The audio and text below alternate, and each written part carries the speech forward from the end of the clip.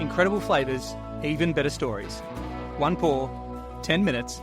Aussie bourbon lovers sharing bourbon with Australia. Rightio. What are we drinking tonight, Dave? This is a Green River weeded bourbon. Is that a signed bottle? Maybe it's not signed, but we definitely got it at Kentucky Bourbon Festival 2023 last year. I love a weeded bourbon. Yep. It's delicious. Why are we having this one tonight, H? We're having this one tonight because we are heading off to the Kentucky Bourbon Festival soon. And where we first discovered this was the Kentucky Bourbon Festival. So... Boy, I hope we release this one before we go. Never mind. What? Oh, I'm just being silly. We haven't left yet. Cheers. Yeah. Green River. Oh, we do make good. Yep. You're just straight forward again. I love how enthusiastic you are. You're so enthusiastic. This is why we're the Aussie bourbon lovers, because you love it so much you don't even... I nose it and drink it, and I should take the time to nose it more before I... Owensboro, Kentucky, and I don't know my geography very well, but that's where it's from.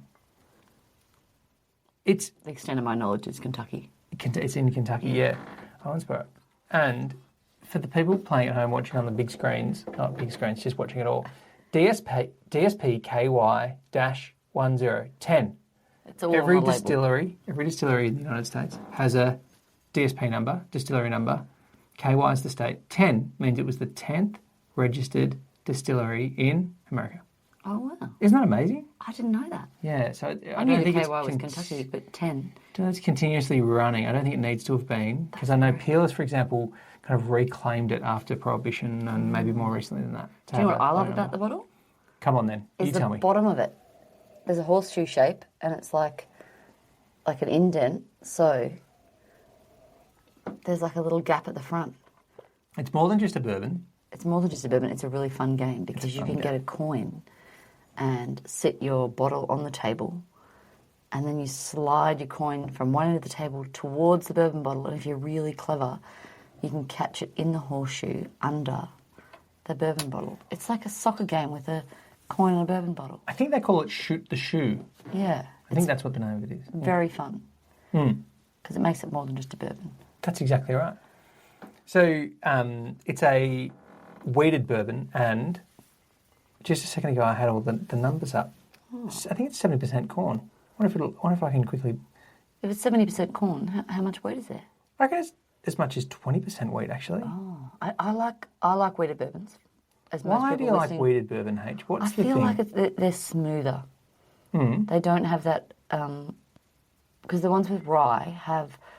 I'll get it wrong, I call it like that slight burn, but it's the spices are quite spicy, which are delicious, but I think I like the smoothness of a weeded bourbon.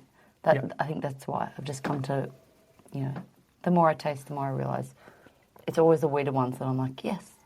But Green River, I discovered, as it started to rain at the Kentucky Bourbon Festival, I went into the nearest tent to keep out of the rain.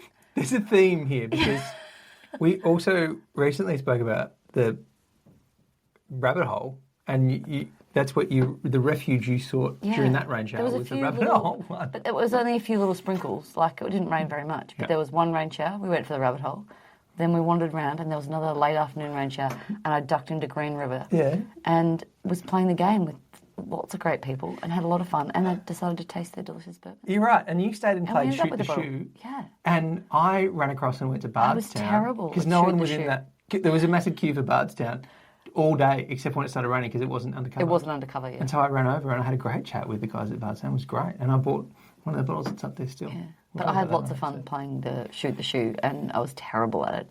But the bourbon was delicious. It doesn't matter, does it? It's one of these, it's like quoits, or it's like, what's the one with the cornhole toss? You don't need to be good at it. It's fun doing it. And I was watching everyone's technique and drinking bourbon while you did it. It was great. 70% Kentucky grown corn, 21% wheat, 9% malted barley. So in the world of bourbon, they talk about a flavour grain. Rye and wheat are the flavour grains that give you, corn obviously brings a lot of its own characteristics, but you have to have 51% corn for it to be bourbon. Yep. Malted barley is what brings in the I'm going to say enzymes, but I'm going to get it wrong. It's the thick malted barley kind of gets the chemical reactions happening that make it's like the yeasty. Yeah, there's yeast as well, but it's the part of the thing that gets the party started.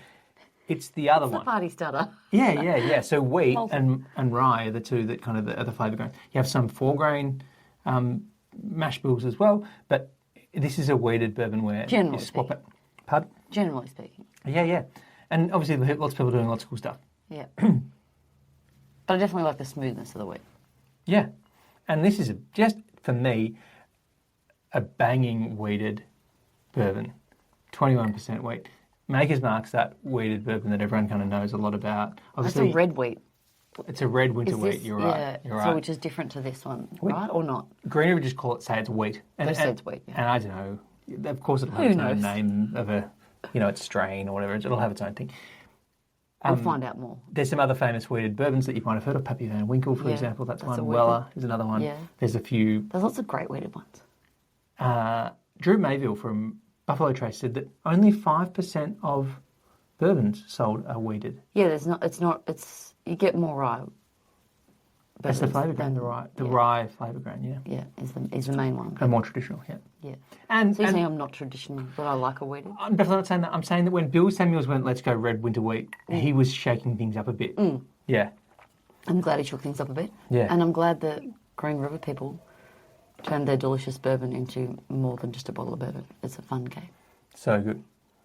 And we'll have to taste what else they have. Because can you get this one in Australia, or is this one? Thank you for asking, because I was exactly where I was going. Only in, I think, the last 6 months has it become more available here in Australia. Because I remember when we brought it back because you couldn't get it in Australia. Yep. And I was like, are we talking about a bourbon that these wonderful people listening in Australia cannot get? But no, you can get it. I think in the US, $35 for this bottle, and like great value. I think here, less than $100. Yeah. And we pay those crazy taxes and stuff for bourbons that get imported, but I think it's less than $100. And yeah, it's a good one to have on your shelf. It's a wheated bourbon. And we've tried their other bourbons. I liked their wheated one, but did you have a preference as to... Well, I like this one as well. That's why we got it, I think. But they have a bunch of other good ones. And look at that range. Sorry, this is a bit embarrassing that we're looking at something that you can't see. But they've got foolproof rye. The range of Green River bourbons. Single barrel bourbon. And then they've got this new one they've just started doing, which is the 1885 bourbon as well, which I think is more of a... Well, it's one that goes in cocktail bars, I think. Yeah. But that's brand new. They've only just started kind of pouring that.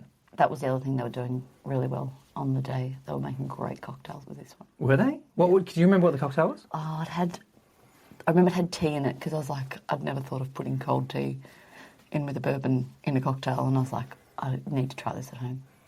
I hate podcasts that do this, but I'm about to do it. Just before we hit record, I said, can we go to Green River? And you said... No, we can't go. No, we've already booked in so many. And we're going to get to see them at the Kentucky Bourbon Festival. So we've got to save some for next year, Dave. Okay. Because we can't go to... He's booking in all these distilleries for this year's tour. For this year's festival. And I want to be at the festival. And we're going to see all these great distilleries at the festival. Okay. And as much as I want to go on tour all of the distilleries, we only have 3 days. So we've got to be very selective. And we've got to save some for next year. And I think Green River's going to have to... be one that we enjoy at the festival and put on the save for next year list. There's another part of this that I need to better understand, which is Green River. There's a connection between Green River and then Chicago and I think St. Patrick's Day and turning the river green. So we're going to do our research in Kentucky and or on a distillery tour, maybe not necessarily in a few weeks, but maybe when we go back, and we'll be able to report back what the thing about Green River and Chicago... this time, I can sense it. I just don't know if we're going to have the time. But, I mean, it's just, if in Australia... So is there a river called Green River? Or let's find out why they call it Green River. There must be, mustn't there? In Owensboro, mustn't there? I think Owensboro is a tiny town as well. I think this is like the cool thing that's happening in Green River. All right. Let's get more information about Green River and report back to you. I think we should live from the Kentucky Bourbon Festival. Okay. Live? I don't know about... We'll come back to... We'll do it live. Can we go to the distillery? We'll go to their stall at the Kentucky Bourbon. We may end up at the distillery. Stay tuned. It's a fair cop. Dave may win this battle. The Green River Distillery battle. Cheers. Thanks for listening. Make sure you're connected with us on TikTok, Instagram and YouTube, and stay connected with us by clicking subscribe on your favourite podcast app.